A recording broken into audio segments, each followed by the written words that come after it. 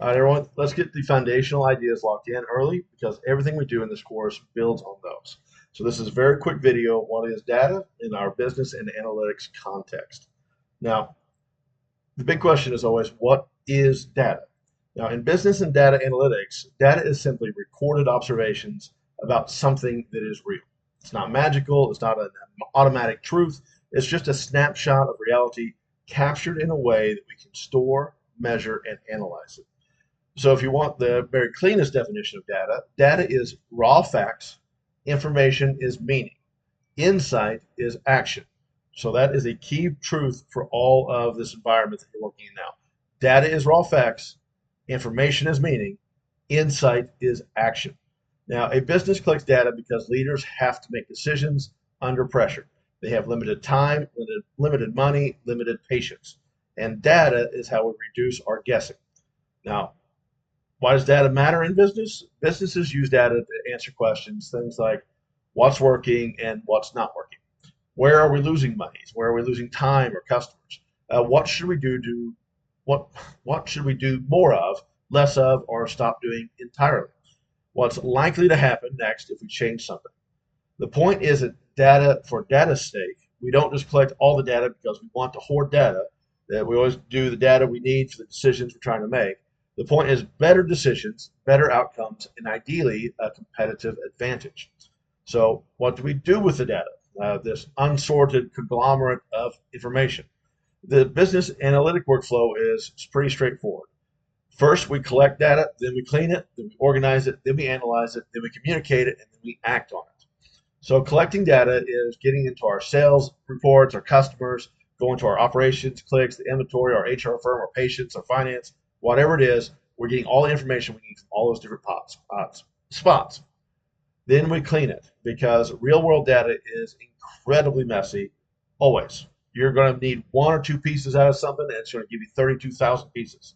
So cleaning it means getting into focused, usable information to do the analysis on. Then we're going to organize it, things like tables, building in relationships, getting consistent field names. Then we're going to analyze it, look for things like patterns, trends, our comparisons, and our outliers. And after we've done all of that, we've cleaned it, we've organized it, we've analyzed it, then we get to go and we start communicating it. That means we're going to build some dashboards. We're going to do our KPIs. We're going to build story leaders that we can use because our final step on the workflow is always act on it. We do business and data analytics because we must make decisions. So acting on it is our decisions. It's our process change. It's the strategy shift. So the analytic workflow, collect, clean, organize, analyze, communicate, act. If you skip steps 2 and 3, you will not get insight. You get confusion with charts or chart salad. Now you're going to be dealing with a lot of different types of data. Businesses typically deal with several major types of data that include qualitative and quantitative, structured and unstructured, internal and external, operational versus analytic. Now, quantitative and qualitative is two words that are almost identical and it screws everybody up. Quantitative is numbers, hard facts, revenue, cost, units sold, time, conversion rates. Qualitative is descriptive, customer feedback, support tickets, survey comments, soft facts. So quantitative means I can measure it. Qualitative means it's descriptive. Both of them absolutely matter. Numbers will tell you what happened. Qualitative will often tell you why it happened.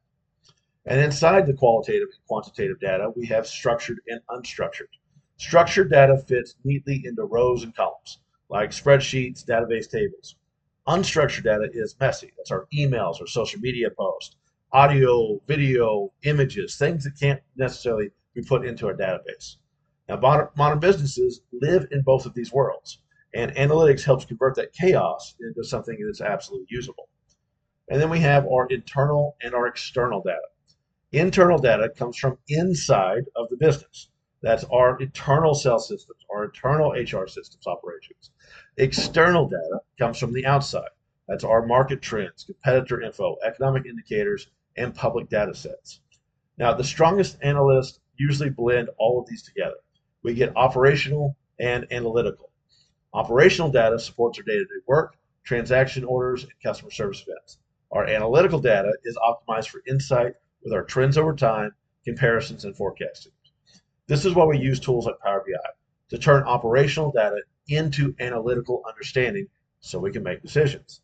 So your final takeaway about what data is, how it works, and why, the bottom line, data is the raw, unprocessed material in decision making. If it's accurate, incomplete, or inconsistent, or late, your decisions will be too. So in this course, you're going to learn how to take data, clean it, shape it, analyze it, and communicate it in a way that actually changes outcomes. That's the job, that's the skill, and that's why data matters. I guess if you need anything else from me, this is data and breakthrough. Just remember the big pieces. Big pieces are quantitative versus qualitative. That all data is raw, unprocessed, structured versus unstructured, internal versus external, and operational versus analytical. If you get those four concepts down, you'll really do well for Module 2. All right, have a fruitful day. Bye, guys.